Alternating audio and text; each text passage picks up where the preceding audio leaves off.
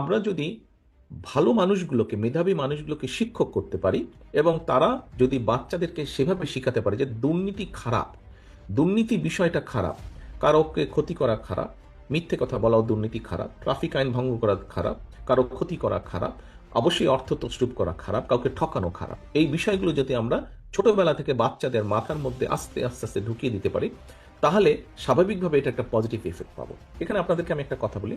আমার পরিচিত একটা ছেলে আছে, এখানে থাকে। তো ওর একটা ছোট ছেলে আছে, ছেলেটার বয়স এখন 8-10 বছর হবে। আমি যেই ঘটনাটা বলছি এটা প্রায় আরো 5-6 বছর আগের ঘটনা, যখন বাচ্চাটার বয়স ছিল 5 কি 6 এরকম বয়স হবে বোধ হয়।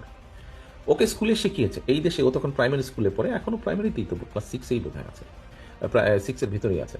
তো ও স্কুলে শিখেছে যে গাড়িতে যখন উঠবে সিট বেল্ট পরতে হবে, ইভেন পিছনেও যখন বলবে, পিছনে সিটে বলবে সিট বেল্ট পরতে হবে।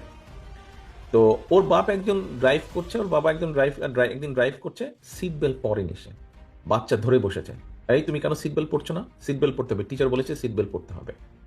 বাচ্চাটার মাথায় কিন্তু ঢুকে গেছে। আরেকদিন রাস্তা পার হচ্ছে, তো রাস্তা পার হলে, এই দেশে রাস্তা পার হলে অনেকগুলো জেব্রা ক্রসিং আছে যেখানে আপনি একটা সুইচ আছে, টিপ দিলে কিছুক্ষণ পরে গ্রিন হয়ে যায়, ওটা গাড়িগুলো থেমে যায়, আপনি পার হবেন।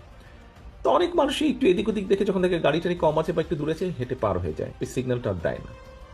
ও একদিন ওরকম করতে গেছে, ওর বাচ্চা রিয়াক্ট করে যায়, কি ব্যাপার তুমি এইভাবে পার হলে কেন, আগে এটা গ্রিন হবে তারপরে তুমি রাস্তা পার হবে।